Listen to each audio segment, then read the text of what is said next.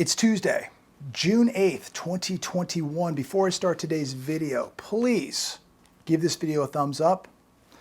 Make sure you share this video with everyone you know, you don't know, blast it all over your social media, and make sure that you are subscribed to this channel. Hit that bell notification down below so that you are alerted with the newest video. I also released a new video yesterday on Patreon, so please come over and check out my Patreon channel. If you're having a hard time finding it, just go to my website, jeremiahbabe.com, and you'll find the Patreon link right there on the website.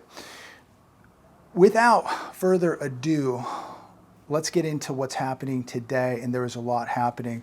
You know, today is a fantastic day to go buy some gold, to go buy some silver. It was a pretty flat day in metals down slightly, but not nearly down as much as cryptocurrencies. And we are seeing so much volatility in the crypto market. We are seeing cyber attacks literally every day now, and they're attacking government agencies, private businesses, medical industries, you name it. And so when I'm reading and watching all this taking place, I don't know about you, but having all my money, just digits on a screen, does not make me feel safe. And the only way you're going to feel safe, and the only way you're really 100% safe, is if you're holding your own money, if you're your own central bank. And this isn't just cash, because we know cash is being eaten away by inflation. You got to be holding tangible hard assets like gold and silver. You know, I think many people now are beginning to realize that cryptos aren't as safe as they once were, as people once thought that they were, at least. And on top of that, this crazy volatility, I woke up this morning, I saw Bitcoin down $4,100. As I make this video, it's down around $2,300. It's sitting at about $32,400 from a high of $65,000. So this kind of volatility is, I would not be able to sleep at night. Having all my money, just digits on a screen sitting somewhere, or all my cash sitting in some bank, I would feel completely out of control. This is the time that you need to be in control. And the only way you can control your money is by holding it and putting it somewhere safe. If you don't hold it, you don't own it. I think that there's never been a time more important than the time right now to where you need to be holding something physical, not just digits on a screen. So many people are so invested in the system. The system is melting down. The system is not going to be there for you. Look at these cyber attacks, these ransomware attacks. Look at the volatility in cryptos. Yes, gold and silver down a little bit today, but not down by 7%, 10%, 12%. I mean, just a complete massacre across the board with cryptocurrencies. This is such an important time to be holding physical assets, things that cannot be duplicated: land, gold, silver, collectibles, even some cash. The masses, you know, we continue to hear how great the economy is doing. Of course, all based on more QE, more money printing, more debt creation, but the masses continue to run up debt. They're out buying new cars. They're out accumulating more debt, while the rich, they own things. They own the land. They own gold. They own silver. They own real estate, rental properties. They own physical assets. The middle class, the lower middle class, the poor, many of these people cannot get ahead because they continue to service the debt. They're continuing to pay the wealthy because they're renting a house, or they're financing a car, or they have a personal loan, or they have a payday loan. And so the wealthy keep getting wealthier because the wealthy aren't financing debt. Okay? They're not servicing debt. They own assets. Whereas the middle class, the lower middle class, and the poor, they're never going to get ahead. They're getting deeper into debt because their money is going to servicing more debt. They go out, they finance a piece of jewelry. They go out, they finance a car. They go out, they finance a house. They go out, they finance the weekend in Las Vegas. They go out, they finance even the restaurant bill at dinner on the credit card. They'll pay it back in 30, 60, or 90 days. This is the difference between wealthy people and people who are not so wealthy, people who are poor, people who are debt slaves, people who are never going to get ahead, people who think they're middle class, but they're really not. Because these people, any money that they have left goes to servicing debt. And so as I make this video today, I just want to remind everybody that one of the most important things, not the most important thing, but one of the most important things you can do is own stuff like this. Silver, gold, right here. I have a link down below, SD Bullion. That's where I buy all my gold, all my silver, and I'm going to continue to keep making more purchases of precious metals because I think that these are the two most undervalued assets on planet Earth. And so while people go out and finance their lattes at Starbucks, finance their weekend trips, finance their cars, finance their lifestyle, I'm going to continue to take my hard-earned cash and continue to buy precious metals because I need to protect my wealth and I need something to fight this inflation that continues to heat up here in America. But I want to get a little bit more into what's happening with this ransomware. Ransomware attacks are closing schools, delaying chemotherapy, and derailing everyday life. This is on the Washington Post today. Here's another one on the Daily Mail. Cyber criminals target Congress. 60 members from both parties are left unable to access data for weeks in latest ransomware hack. It's unclear who is responsible. Here's another one in the Wall Street Journal. New York City Law Department hit by cyber attack. Hackers breached the New York City Law Department's computer system over the weekend, prompting the city to limit access to the network. It's unclear if sensitive or private data was leaked. You got when you read this stuff, you've got to ask yourself, how safe is your money? How safe is your money in a bank or in that investment account? How safe is it? Don't you think maybe you should have some of it physically where you can get to it? Yahoo News, major media, government websites hit by global outage. I mean, it just goes on and on what is happening. Major media and government websites, including the White House, New York Times, Reddit, Amazon, were all temporarily down on Tuesday after being hit by a global outage. Also, the UK government was hit, BBC and CNN in the UK. It's being blamed on a glitch from cloud computing service provider Fastly. Now, was it a glitch? Was it an attack? I don't know if we're ever really going to know, but glitch, cyber attack, you name it, whatever the case may be, this is all telling us that you can wake up one morning and have zero access to your bank account, zero access to your credit card, zero access to a money market, zero access to your stocks. Your computer may not work. And what are you going to do if the system fails you? Here's another one.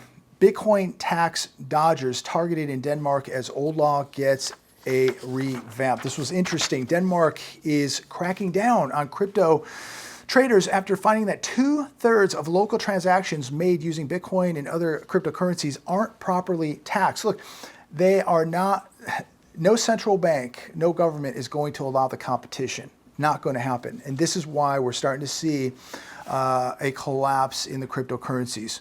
Morten Boskov, the country's tax minister, said the goal is to be vigilant and to ensure that our rules are up to date and limit errors and fraud. We are going to see more government regulations, more government regulation coming to the crypto world. Central banks are not going to allow the competition. Governments are not going to allow the competition. And if you believe that the government can't hack into your wallet, you are sadly mistaken. Bitcoin extends losses, falling below $32,000 after U.S. seizes most of Colonial ransom. This was on CNBC today. The world's largest cryptocurrency slid 11% to a price of $31,629 on Tuesday. Right now, it's sitting around $32,500. U.S. officials said Monday they have seized $2.3 million in Bitcoin Pay to hacker group DarkSide. The FBI was able to access the private key or password for one of the hackers' Bitcoin wallets. So this is a big problem because everybody thinks it's that you cannot penetrate this technology, and apparently you can. Another problem, you had our old president yesterday come out and basically call it a scam, and you had Elon Musk come out last week and basically say he's not in love with Bitcoin any longer. So it's losing a lot of steam, a lot of momentum. Will it break $100,000 by the end of this year? I don't think so. I could be wrong. I hope it does. I hope it does for all the people out there that bought it at $65,000, bought it at $60,000, bought it at $50,000, bought it at $45,000. I don't want to see people lose money. I hope you make money. But at the end of the day, I think this whole thing is a big Ponzi scheme, and I think a lot of people are going to get wiped out. As I'm watching some of these business shows this morning, everybody talking up this economy, but in all reality, the economy is much weaker than anybody wants to admit. And meanwhile, the Fed is printing money hand over fist, and people still do not get what is going on. Any positive economic news at this point is due 100% to the Fed. The Fed has got this economy on artificial life support, as Peter Schiff said in an article I read earlier today. All this quantitative easing, the 0% interest rates, they have to maintain 0% interest rates, and now they're going to have to inject larger and larger doses of QE in order to keep this patient alive on life support. How long can this go on? We're starting to see huge repercussions now of 0% interest rates and all this easy money. The debt is piling up, the inflation is heating up, and people who may not have a business degree, who may not be an economist, are beginning to realize what's going on, because every time they go to the store, they see the prices. Now they're going to the gas station daily and they're seeing the prices. So we are now creating massive amounts of inflation because your purchasing power has been devalued. And now we're going to be paying more in taxes. We're going to be paying more at the pump, more at the store, because we've got massive debt and we have amassed an amount of inflation now that's not going to go away in a couple months. The inflation is going to go up. The debt is going to go up. We're watching stagflation now take place as people's wages are going down, as their work weeks hourly going down. So at some point, something is going to have to give, ladies and gentlemen. And again, this is why I make these videos, and this is why it's imperative that you are protecting yourself. Yes, food, water, security, all those basic necessities. I get it, but when we talk about things financially, you better have some gold, you better have some silver, because your dollars are going to get wiped out. And we don't know how long the dollar has. I believe it's going to be under extreme pressure. And I believe the dollar is on borrowed time. But as of right now, if you need to make a purchase, if something goes on sale, if we see this stock market crash, you're going to need dollars to jump in and buy it up. But I think that the dollar is on borrowed time. Gold and silver is not going anywhere. It's been here for 5,000 years. It's going to be here for the next 5,000 years. And I can take this piece of gold literally anywhere in the world and sell it for whatever currency I need to buy a piece of land, to buy a house, to buy a car, whatever. But I do believe you still need to have some cash. But I would not have a majority of my money in cash. I would much rather be in gold, silver, land, especially if you have a piece of property that you can grow on, raise some cattle on, that's even better. But most people can't do that. I understand that. Most people don't have the money to go out and buy 10 acres or 100 acres and take care of cattle. They have jobs, they have kids, and most people just cannot be on a farm all day raising cattle and growing a garden. I understand that. So if you're not buying cattle, you're not buying land, maybe you should be buying a little bit more of this stuff right here. And again, I don't care where you buy it from. I don't care if you buy it from another company online. You buy it at the pawn shop, buy it from a jewelry store, a coin shop, what have you. I buy from SD Bullion, link down below. They've been a fantastic company. But look, I'm not here to sell you gold or silver. I don't own a gold mine, a silver mine. I've never sold an ounce of silver or gold in my life. All I have done over the last near 10 years is buy gold, buy silver. And, you know, I would say in 2020, I probably bought more precious metal than I've ever bought in the past. And this year, I'll probably buy more than I bought in 2020. There's never been a time, in my humble opinion, where it's been more important to be protecting yourself financially and defending yourself against the inflation. Look, you've seen the videos. Go to my past videos. You've seen the homeless epidemic. We're going to see so many people out on the streets in America when these moratoriums end, and they're going to end at some point. Could they be extended again? Yes, they could, but at some point they're going to end. And America and Americans are going to have a hard time surviving and a hard time paying the bills in a service sector economy. You look at the jobs out there, a majority of them are service sector, and a majority of the service sector jobs are waiters and bartenders. Are you going to really go out and be able to buy a house, buy a car, and live happily ever after being a waiter or a bartender here in America? I can tell you in Southern California, you're going to have a very, very difficult time. I can tell you with the rise of inflation and $4 gas, which will be going to $5 gas, you're going to have a very, very hard time, because guess what? People are going to have less money, and less people are going to be able to go to restaurants. Less people will go to bars. That means you're going to make less money. You'll get less hours. You're going to get less tips.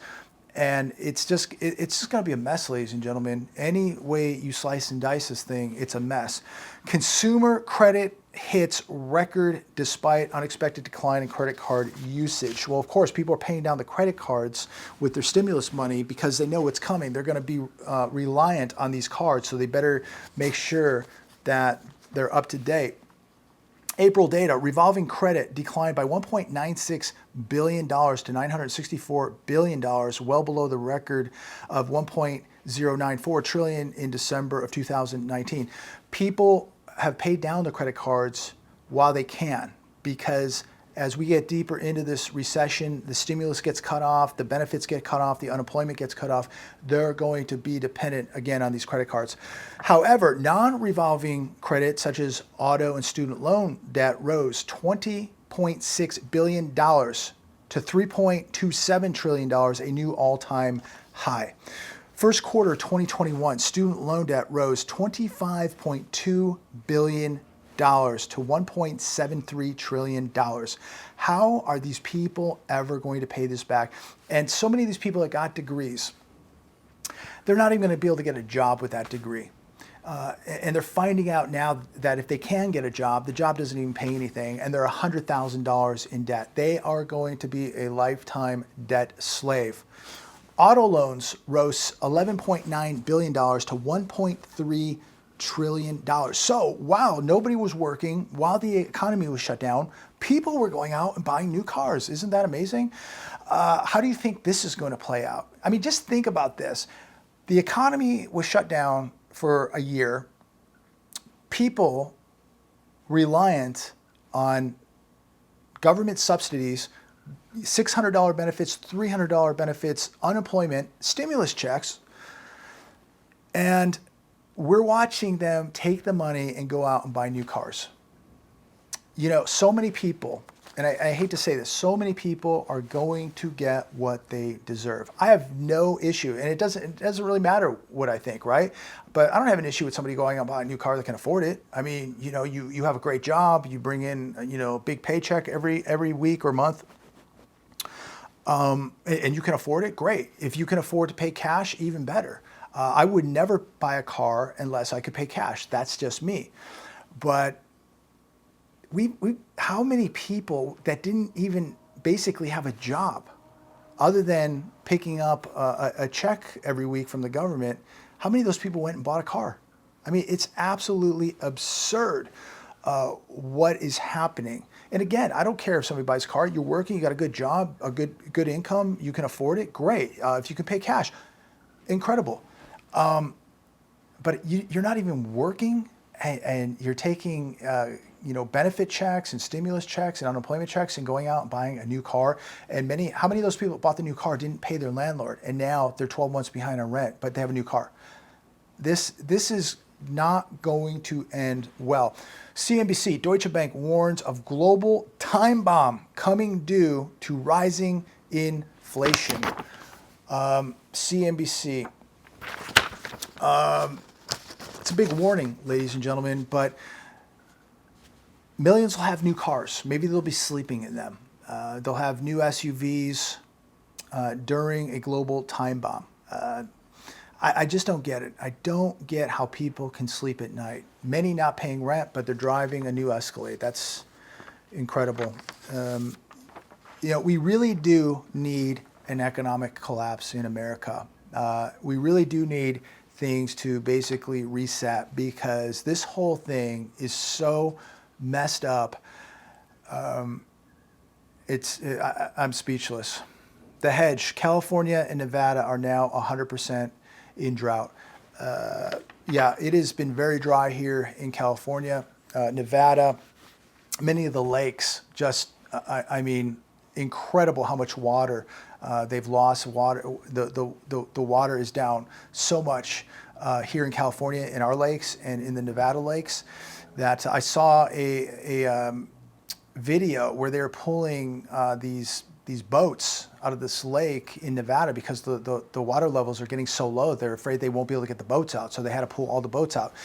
But I bring this up because we're hearing about food shortages. We're hearing about these droughts, and that means that less food will be produced. Many farmers purposely now being paid not to grow.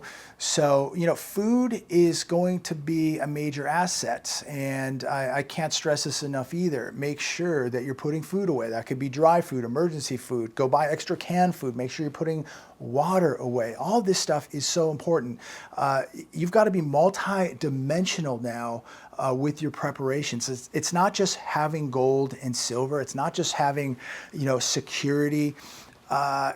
It's about having a plan. It's about having food and water. It's about having the proper clothing, having extra matches, extra propane, maybe a jet boil, maybe a Coleman stove, maybe extra flashlights, extra pair of jeans. You got to really be thinking, about the environment you live in and your needs and what you may need, if a cyber attack happens in your area or to this country, if a grid goes down, or we have an economic collapse, which we will. It's not a matter of if, it is definitely a matter of when. People's lives are going to change. People are going to go hungry. People are going to get evicted. People are going to be homeless. And so we've got to be thinking about all this stuff. And look, the worst thing that could possibly happen, if none of this comes true, you've got extra food, water, you've got extra assets, you've got extra cash. What's the problem? I would much rather be in a situation where I have all of those things extra than to wake up one day and go, oh my goodness, what am I going to do? We've had a major cyber attack. Power could be down for 2 weeks, could be down for a month. We just had an economic collapse, and your retirement's been wiped out. The dollar's collapsing. What are you going to do? What are you going to do? You don't want to wake up one day and go, what am I going to do? You do not want to ask yourself that question. And if you take the necessary steps right now, you can avoid that. You do not want to be that person. What am I going to do? Who's going to help me? Because nobody's going to help you. Nobody. So take the necessary precautions right now and avoid that. And really think about, if the lights went out for a couple weeks, what you need. What would you need? And that's what you need to be purchasing right now. Financially, do you really think that you should have all your money in the bank? Do you think that your pension's going to be there in 5 or 10 years? What if it's not? What if your 401k isn't there? What if inflation eats all your money up? I mean, there's just so many things that could happen. What if a cyber attack just, destroys some of these financial institutions, and all these digits on a screen disappear. Just imagine the mess that that would cause. Now you've got to prove I had X amount of money in my portfolio or in my investment account. And how long does that take to sort out? What if you need your money right now? What if you need your money right now? The bank is closed, the ATM is closed. These are things, that I'm just, we're just thinking outside the box here, asking ourselves, thinking out loud. These things can happen. You know why? Because it's happened in the past. It's happened in many other countries, and now it's beginning to happen here. Take a look at what happened in Cyprus, what's happened in Lebanon. Bank runs, currency collapses. It's a very, very ugly thing, and it happens when you least expect it. And I know most of us go, when's something going to happen? When's it all going to happen? But it's happening right now, right before your very eyes. Take a look around. You watch my videos, you watch other people's videos. We've never seen the infrastructure crumbling like it is now. We've never seen an epidemic of homelessness like we are now. We've never seen food lines like we're seeing now. And we've never seen this type of debt. And we are so vulnerable. The system is so vulnerable now because, this ransomware and these cyber attacks, all this so sophisticated, literally the flip of a switch can shut down a hospital, can shut down a water treatment facility, can shut down an airline, can shut down your bank, can literally shut down life. And so be careful out there, be cautious. And I'm not telling everybody to pull all their money out of the bank or, get all their money out of the stock market or, get rid of your 401k. I'm just telling you to be diversified, not have all your eggs in one basket. I don't believe the banks are as safe as most people think they are. I know most of you don't think the banks are that safe. Most of you have been to those banks that have been closed. The ATM's been closed. I don't trust them. And you look at the biggest criminal element that we have is the banking system. So whose interests do they have at heart? Yours or theirs? When things are collapsing, are they going to look out for you or their own interests? Well, of course, they're going to look out for their own interests. So you need to think like a central bank. You need to be looking out for your own interests. You need to be very cautious right now, and you need to be very diversified right now. I'm going to leave it there. Have a wonderful week. Look forward to talking to all of you. Share this video, and God bless.